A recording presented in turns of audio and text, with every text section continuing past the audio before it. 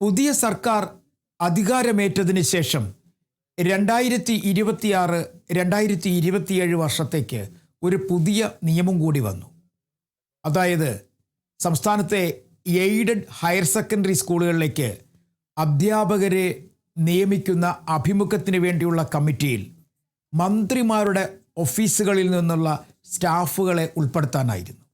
അങ്ങനെ 3 private സെക്രട്ടറിമാരെയും 3 additional private സെക്രട്ടറിമാരെയും ഉൾപ്പെടുത്തി. ഇവർ 7 പേരും 7 മന്ത്രിമാരുടെ ഓഫീസുകളിൽ നിന്നുള്ളവരായിരുന്നു. ഇതൊരു വിചിത്ര നിയമം എന്നായിരുന്നു എല്ലായിടത്തും ആരോപണങ്ങൾ ഉയർന്നത്, ആക്ഷേപങ്ങളും ഉയർന്നത്. കാരണം സാധാരണഗതിയിൽ എയ്ഡഡ് സ്കൂളുകൾ നടത്തുന്നത് പ്രത്യേകിച്ചും മാനേജ്മെൻറ്റുകളാണ്. അവിടെ അധ്യാപക നിയമനത്തിൽ കൃത്യമായ കാര്യക്ഷമത ഉറപ്പുവരുത്തുക എന്നുള്ള ലക്ഷ്യത്തോടു കൂടിയാണ് സർക്കാർ നോമിനി എന്ന പേരിൽ ഒരാളെ കൂടി ഉൾപ്പെടുത്താൻ തീരുമാനിച്ചത്. ആ നോമിനി സർക്കാർ തലത്തിലെ അഡീഷണൽ സെക്രട്ടറിയോ അല്ലെങ്കിൽ സബ് കളക്ടറിൽ കുറയാത്ത ഉദ്യോഗസ്ഥനോ ആയിരിക്കണം എന്നായിരുന്നു നിയമം. ഇവിടെ അഡീഷണൽ സെക്രട്ടറി എന്ന് പറയുന്ന ആ തസ്തിക നേരെ എടുത്തുകൊണ്ടുവന്നത് മന്ത്രിമാരുടെ ഓഫീസിലെ അഡീഷണൽ സെക്രട്ടറിയും അഡീഷണൽ പ്രൈവറ്റ് സെക്രട്ടറി ആ തലത്തിലേക്ക് കൊണ്ടുവന്നു. അതായത് മന്ത്രിമാരുടെ ഓഫീസുകളിലെ അഡീഷണൽ പ്രൈവറ്റ് സെക്രട്ടറിമാർക്കും അഡീഷണൽ സെക്രട്ടറിമാർക്കുമൊക്കെ തന്നെ അല്ലെങ്കിൽ പ്രൈവറ്റ് സെക്രട്ടറിമാർക്കുമൊക്കെ തന്നെ ഇത്തരത്തിൽ ഈ അഭിമുഖങ്ങൾ നടത്തുന്നതിന് വേണ്ടിയുള്ള കമ്മിറ്റിയിൽ അംഗമാകാം എന്ന തരത്തിൽ ഒരു നിയമം കൊണ്ടുവരുന്നു. ഈ നിയമത്തിൻ്റെ പിന്നിൽ ആരാണ് എന്നുള്ളതാണ് വലിയ ചർച്ചയായി മാറിയത്. നിയമം വന്ന് വളരെ ചുരുങ്ങിയ ദിവസത്തിനുള്ളിൽ തന്നെ ആരോപണങ്ങൾ ശക്തി പ്രാപിച്ചതോടെ മന്ത്രിമാർ ഇടപെട്ട് അല്ലെങ്കിൽ വിദ്യാഭ്യാസ വകുപ്പ് മന്ത്രി ഇടപെട്ട് തന്നെ ആ നിയമം പിൻവലിക്കുകയും ചെയ്തു. കാരണം വിദ്യാഭ്യാസ വകുപ്പ് മന്ത്രിയുടെയും ഉന്നത വിദ്യാഭ്യാസ വകുപ്പ് മന്ത്രിയുടെയും ഓഫീസിൽ നിന്നും ഓരോ ഉദ്യോഗസ്ഥർ ഇത്തരത്തിൽ അധ്യാപകരെ നിയമിക്കുന്ന പാനലിലേക്ക് കടന്നുകൂടി. സ്കൂൾ വർഷം തുടങ്ങിക്കഴിഞ്ഞിരിക്കുന്നു. ഏകദേശം 1 മാസം പിന്നിട്ട് കഴിഞ്ഞിരിക്കുന്നു. പല ഹയർ സെക്കൻഡറി സ്കൂളുകളിലേക്കും ഇപ്പോൾ അധ്യാപകരെ താൽക്കാലികമായും അല്ലാതെയും നിയമിക്കേണ്ടി ഉള്ള അവസ്ഥയാണ്. ആ സമയത്താണ് ഇത്തരത്തിൽ ഒരു വിവാദമായ ഒരു ഉത്തരവ് പുറത്തിറങ്ങുന്നതും അതിലേക്ക് ഇങ്ങനെയുള്ള ഉദ്യോഗസ്ഥരെ നിയമിക്കുന്നതും. ഇതിൻ്റെ അർത്ഥമാണ് ആർക്കും മനസ്സിലാകാതെ പോയത്. പക്ഷേ ഇതിന് ഒരു കാര്യം ഇവർ വ്യക്തമാക്കാൻ ശ്രമിക്കുന്നുണ്ട്, വിശദീകരണം നൽകുകയും ചെയ്യുന്നുണ്ട്. കാരണം സർക്കാർ തലത്തിൽ അഡീഷണൽ സെക്രട്ടറിമാരുടെ റാങ്കിലുണ്ടായിരുന്ന ഉദ്യോഗസ്ഥന്മാർ കഴിഞ്ഞ പ്രാവശ്യം മന്ത്രിമാരുടെ സ്റ്റാഫുകളിലുണ്ടായിരുന്നു.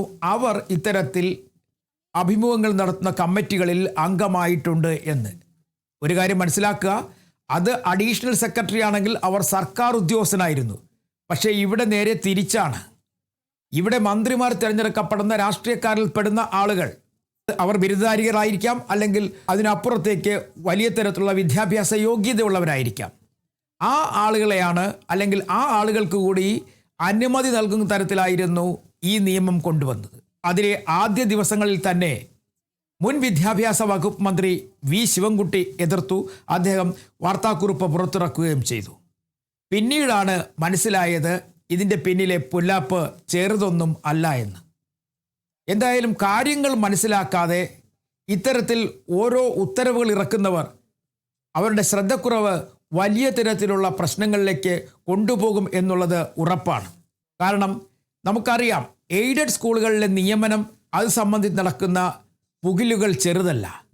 അവിടെ ഒരു അധ്യാപകനെയോ ഒരു അധ്യാപികയോ നിയമിക്കണം എന്നുണ്ടെങ്കിൽ, ഹയർ സെക്കൻഡറിയിൽ ഒരു അധ്യാപകനെയോ അധ്യാപികയോ നിയമിക്കണം എന്നുണ്ടെങ്കിൽ കൃത്യമായും മാനേജ്മെൻറ്റിന് തുക നൽകേണ്ട ഒരു സാഹചര്യമുണ്ട്. ഇഷ്ടക്കാർക്ക് ആ ജോലി നൽകണമെങ്കിൽ അല്ലാതെ തന്നെ ചില ഇടപെടലുകൾ നടക്കുന്നുണ്ട്. അത് രാഷ്ട്രീയപരമായിരിക്കാം, അല്ലാതെയായിരിക്കാം. അത്തരത്തിലുള്ള ഇടപെടലുകൾക്കൊക്കെ വഴിവെക്കുന്ന തരത്തിലേക്ക് ഇത്തരം ആളുകളെ നിയമിച്ചാൽ മാറും എന്നുള്ളത് ഏകദേശം ഉറപ്പായിരുന്നു. അത് മന്ത്രി തന്നെ മനസ്സിലാക്കിയതോടുകൂടിയാണ് ഈ നിയമം അല്ലെങ്കിൽ നിയമത്തിൽ നിന്നും പിന്മാറിയത്. പകരം മറ്റൊരു നിയമം ഇതുവരെയായി കൊണ്ടുവന്നിട്ടുമില്ല. അല്ലെങ്കിൽ അഭിമുഖം നടത്തുന്നതിന് വേണ്ടിയുള്ള കമ്മിറ്റിയിൽ സർക്കാരിൻ്റെ പ്രതിനിധിയായി ആരെ ഉൾപ്പെടുത്തണം എന്നുള്ള കാര്യത്തിൽ പകരമൊരു നിയമം ഇതുവരെ വന്നിട്ടുമില്ല. ഇതിൽ ബുദ്ധിമുട്ടുന്നത് പല എയ്ഡഡ് സ്കൂളുകളിലെയും മാനേജർമാരാണ്. അതല്ലെന്നുണ്ടെങ്കിൽ സ്കൂളുകളുടെ പ്രവർത്തനത്തെ പോലും ബാധിക്കുന്ന തരത്തിലേക്ക് കാര്യങ്ങൾ നീങ്ങുന്നു. ഒരുപക്ഷെ ആരും ശ്രദ്ധിക്കാതെ പോയ ഒരു ഉത്തരവായിരിക്കാം ഇത്. കാരണം കേരളത്തിലെ എയ്ഡഡ് സ്കൂളുകളുടെ എണ്ണം തന്നെ അറിയാം. വിവിധ മാനേജ്മെൻറ്റുകളുടെ കീഴിൽ ഒരുപാട് ഹയർ സെക്കൻഡറി സ്കൂളുകളുണ്ട്. ആ സ്കൂളുകളിലൊക്കെ തന്നെ ഇത്തരത്തിൽ അഭിമുഖ കമ്മിറ്റിയിലേക്ക് മന്ത്രി ഓഫീസിൽ നിന്നും ഒരാൾ എത്തപ്പെടുമ്പോൾ അയാളുടെ ഉത്തരവാദിത്തത്തെ പോലും ചോദ്യം ചെയ്യുന്ന തരത്തിലേക്ക് കാര്യങ്ങൾ മാറപ്പെടും. അതുമല്ലെങ്കിൽ വല്ലാതെ ഇത് രാഷ്ട്രീയവൽക്കരിക്കപ്പെടും എന്നുള്ളത് ഉറപ്പാണ്. എന്തായാലും പ്രശ്നങ്ങൾ ഉണ്ടാകുന്നതിന് മുമ്പ് തന്നെ കാര്യങ്ങൾ മനസ്സിലാക്കി ഉത്തരവ് പിൻവലിച്ചത് നല്ലത് തന്നെ. നിലവിലെ ഇപ്പോഴത്തെ സാഹചര്യത്തിൽ ഇതിലെ രാഷ്ട്രീയത്തിനുമപ്പുറം നമ്മുടെ വിദ്യാഭ്യാസ മേഖലയെ തന്നെ ബാധിക്കുന്ന തരത്തിലേക്ക് കാര്യങ്ങൾ പോവുകയാണ്. അഭിമുഖ കമ്മിറ്റിയിലേക്ക് സർക്കാർ പ്രതിനിധിയെ ഉടൻ ഏർപ്പെടുത്തണം എന്നുള്ള ഒരു ആവശ്യം മാനേജർമാർ തന്നെ മുന്നോട്ട് വയ്ക്കുന്നു. അങ്ങനെയാണെന്നുണ്ടെങ്കിൽ ഏതെങ്കിലും സർക്കാർ ഉദ്യോഗസ്ഥന്മാർ പോരാ, അവിടെ വേണ്ടത് അഡീഷണൽ സെക്രട്ടറിമാരുടെ ഉത്തരവാദിത്വമുള്ള അല്ലെങ്കിൽ അഡീഷണൽ സെക്രട്ടറിമാരുടെ തസ്തികയിലുള്ള ആളുകളെയാണ് അവിടേക്ക് നിയമിക്കേണ്ടത്. അതിനുള്ള നീക്കങ്ങൾ തുടങ്ങിക്കഴിഞ്ഞു എന്ന് പറയുമ്പോഴും ഇനി ഓണപ്പരീക്ഷയുടെ നാളുകളായി കഴിഞ്ഞിരിക്കുന്നു. ഒരു സ്കൂൾ വർഷത്തിൻ്റെ ഏകദേശം പകുതിയിലേക്ക് അടുത്തുകൊണ്ടേയിരിക്കുന്നു. ഇപ്പോഴും ചില നിയമങ്ങൾ നടപ്പിലാക്കുന്ന കാര്യത്തിൽ വീഴ്ചകൾ സംഭവിക്കുന്നു എന്നുള്ളതാണ് നമുക്ക് മനസ്സിലാക്കാൻ കഴിയുന്നത്.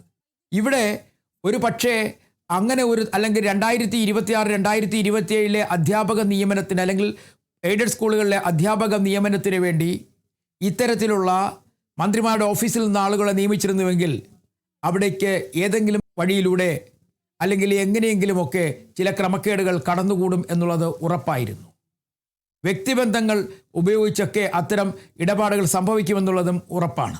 കാരണം നമ്മൾ കാണുന്നതാണ് ഒരു വിധത്തിലും ആർക്കും കടന്നുകൂടാൻ കഴിയാത്ത PSCയിൽ പോലും അല്ലെങ്കിൽ PSC പോലും ഇപ്പോൾ സംശയത്തിൻ്റെ നിഴലിലാണ് പരീക്ഷ നടത്തിപ്പിലും അഭിമുഖം നടത്തിപ്പിലും.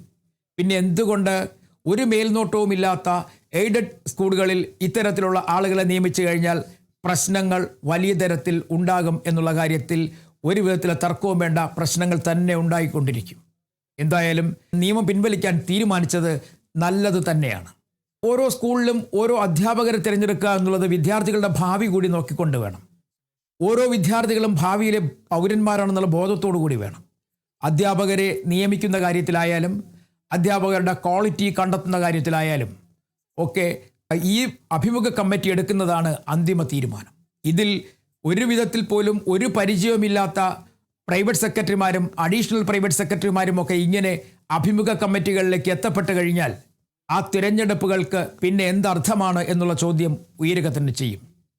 എന്തായാലും തുടക്കത്തിൽ തന്നെ കല്ലുകടിയാകുന്ന ഒരു സംവിധാനത്തെ മുളയിലെ തന്നെ നുള്ളിയത് നല്ലതായി. ഇനിയും കാലം ഒരുപാടുണ്ട്. ഈ സർക്കാരിന് മുന്നോട്ട് പോകാൻ വിദ്യാഭ്യാസ മേഖലയുമായി ഒരുപാട് പ്രശ്നങ്ങളുണ്ട്. അവിടെയൊക്കെ ഇത്തരക്കാർക്ക് അവസരം നൽകാതിരുന്നാൽ നന്നായിരുന്നു.